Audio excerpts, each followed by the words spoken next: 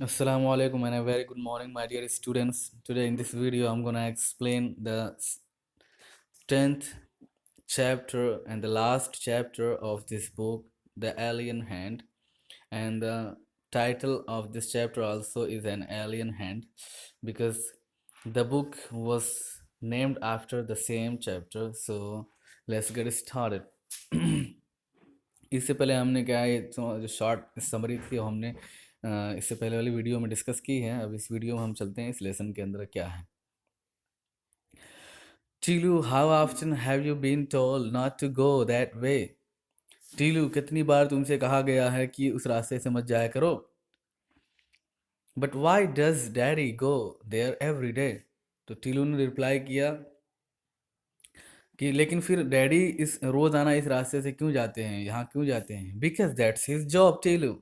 तो उसको रिप्लाई मिला कि ये तो टीलू, ये तो उनकी, क्योंकि वो उनकी जॉब है। That way was an underground passage. जिस रास्ते के बारे में बात हो रही थी वो रास्ता एक ज़मीन के अंदर का रास्ता था। अंडरग्राउंड पैसेज था, ज़मीन का रास्ता था, ज़मीन के अंदर का। Tilu's father went every day for work along that passage. Tilu के अब्बा रोज़ाना काम करने के लिए उसी रास्ते से जाते थे। And every day he came back from that direction, और रोज़ाना वो उसी डायरेक्शन से, उसी दिशा से वापस आते थे। what lay at the end of the at the end of that forbidden route? उस ममनू, मतलब जहाँ पे जाना मना हो, उस मना किए हुए रास्ते के आखिर में क्या है, यानी उधर क्या होगा, क्यों उसे मना किया वहाँ जाने से? नॉट ओनली टीलू, ना तो सिर्फ Tillu, but a great majority of the community would have like to know. सिर्फ टीलू ही नहीं बल्कि बहुत सारे लोग उसकी बरादरी के ये जानना चाहते थे। टीलू's father was one of the select few permitted to go to that way। Teelu के अब्बा को सिर्फ क्या है परमिशन मिली थी, सिलेक्शन किया गया था उनको उस रास्ते पर जाने के लिए। ठीक है। The above conversation invariably took place between Tilu and his mother whenever he insisted on following his father। ये जो ऊपर की कॉन्वर्सेशन है एकदम ऊपर, 3 लाइन्स हैं कि तुम क्यों जाते हो बार बार, कितनी बार मना किया है वहाँ जाने से। तो टीलू बोलता है कि क्या है, लेकिन अब्बा क्यों जाते हैं, डैडी क्यों जाते हैं? तो अम्मा बोलती है कि क्या है, ये उनकी जॉब है इसलिए वो जाते हैं। तो ये ऊपर वाली कॉन्वर्सेशन होती थी, इनवेरिएबली टुक प्लेस, मतलब अक्सर होती थी टीलू और उसकी माँ के बीच में, जब भी वो अपने पापा के पीछे जाने की जिद करता था। Today however was different. बहरहाल आज तो कुछ अलग था।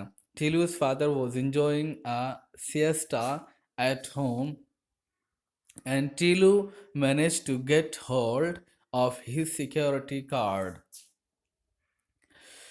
टीलू के अब्बा आज कैलूला कर रहे थे, ठीक है, घर पर, यानी दोपहर में सोए हुए थे, और टीलू ने उनके सिक्योरिटी कार्ड को निकालने में कामयाब हो गया चुपके से। ठीक है। Then evading his watchful mother's eyes, फिर अपनी माँ की आंखों से वो बच करके Tillu made his way to the forbidden passage, Tillu उस मना किए हुए रास्ते पर चल पड़ा।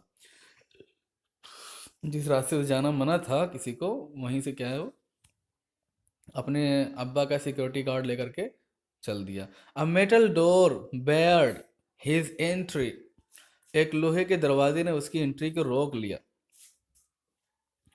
मतलब जाने नहीं दिया। लोहे का दरवाजा लगा हुआ था। But Teelu had watched his father slip the magic card into a slot, लेकिन टीलू ने अपने अब्बा को ये मैजिक कार्ड जो सिक्योरिटी कार्ड था उसको एक स्लॉट में, एक खाली जगह में डालते हुए, स्लिप करते हुए देखा था। ही डिड द सेम, उसने भी वैसे ही किया। द डोर ओपन नॉइजलेसली, और दरवाज़ा शोर मचा करके, चचरा करके खुल गया। A well lit passage seem to beckon him, एक बहुत ही अच्छे तरीके से उजाला वाला रास्ता, मतलब एकदम रोशनी वाला रास्ता। सीम टू बेकन हिम, उसको इशारा करता हुआ नजर आ रहा था, मतलब उसको दिखा आगे की तरफ। बेकन मीन्स होता है इशारा करना, मतलब दिखना। snatching the card which had come out of another slot in the wall, अपने उस कार्ड को खींच करके जो दूसरे स्लॉट से दीवार के अंदर से दूसरे स्लॉट से निकल करके आया था, Teelu started his march along a gentle upward slope for the passage led from underground habitant to the surface of the planet. Teelu ने मार्च किया मतलब आगे बढ़ा, एक हल्के हल्के स्लोप के वाले रास्ते की तरफ चलते हुए। स्लोप था, ये अंदर थे, ऊपर की तरफ क्या है, स्लोप का रास्ता ऊपर की तरफ गया था। तो कह रहे हैं फॉर द पैसेज, क्यों, क्योंकि पैसेज यानी रास्ता अंडरग्राउंड हैबिटेट, हैबिटेट मतलब यानी ज़मीन के अंदर के घर, घर से जहाँ पे रहते थे वो, ज़मीन के अंदर रहने की जगह से वो जा रहा था किसकी तरफ, to a surface of the planet, planet के ऊपर, प्लैनेट के सतह के ऊपर, प्लैनेट के ऊपर। Tillu looked forward to seeing the sun if it was daytime or the stars if it was night, about which he had heard and read so much. Teelu ने आगे की तरफ क्या है, आगे की तरफ देखा, क्या देखने के लिए कि अगर दिन है तो सूरज देखेगा, और द स्टार्स, और अगर रात है तो चांद देखेगा। चांद को देखने के लिए, स्टार्स को देखने के लिए अगर रात हो, और दिन हो तो सूरज देखने के लिए उसने आगे की तरफ बढ़ा। अबाउट जिसके बारे में उसने बहुत कुछ सुन रखा था और पढ़ रखा था, लेकिन कभी देखा नहीं था सूरज और चांद को, क्योंकि वो बहुत दिनों से क्या अंडरग्राउंड थे, ज़मीन के अंदर रहते थे। But alas that wasn't to be, लेकिन अफसोस ये हुआ नहीं। Tilu had underestimated the security arrangements. Tilu ने तो सिक्योरिटी, जो थी सिक्योरिटी का पूरा सिस्टम जो था उसको बहुत कम समझा था उसके, जबकि यहाँ पे बहुत तगड़ी सिक्योरिटी लगी हुई थी। Invisible mechanical devices had already detected and photographed the small intruder, sent his picture to the central bureau where it was thoroughly checked, and before he had advanced 10 paces, a strong hand fell heavily on his shoulder. Hmm. उसने इतना ज़बरदस्त security वहाँ पे थी, उसने सोचा कि क्या निकल जाएंगे, लेकिन उसने सिक्योरिटी को हल्का में लिया था। अंडर एस्टिमेट किया था, मतलब अंडर एस्टिमेट मतलब किसी चीज़ को हल्का समझना, बोलते हैं don't under estimate the power of a common man. आम आदमी के पावर को क्या मतलब क्या है, कम मत समझिए, ठीक है। तो ये कम समझना किसी चीज़ को बोला जाता है अंडर एस्टिमेट। सो इसने कम समझा था, तो इसलिए क्या इनविजिबल मैकेनिकल डिवाइसेस, ना दिखने वाली मशीनी डिवाइसेस ने ऑलरेडी उसको डिटेक्ट कर लिया था, देख लिया था, और उसका फोटोग्राफ लेकर के फोटोग्राफ द स्मॉल इंट्रूडर, और इस छोटे से क्या है आगे बढ़ने वाले बच्चे का फोटोग्राफ भी लेकर के sent his picture to the central bureau, उसकी पिक्चर सेंट्रल ब्यूरो, जो पूरा सिस्टम था, पूरा रूम था सेंट्रल ब्यूरो का, उनके पास भेज दिया था। वेयर इट वाज, पूरी टीम थी जो उसकी सिक्योरिटी पे क्या है लगी हुई थी। सो कोई आदमी बाहर ना जा पाए, सिर्फ वही आदमी जा पाए जो कि जिसको परमिशन है। सो ब्यूरो के पास भेज दिया, where it was thoroughly checked, जहाँ पे उसको अच्छे तरीके से चेक किया गया। और फिर ये before he had advance 10 passage, इससे पहले कि वो 10 कदम भी आगे बढ़ता, एक मजबूत हाथ तेजी से उसके कंधे पर गिरा, और जेंटली आराम से, बट फर्मली, लेकिन मजबूती से, he was escorted by the security staff back home to an anxious and angry mother.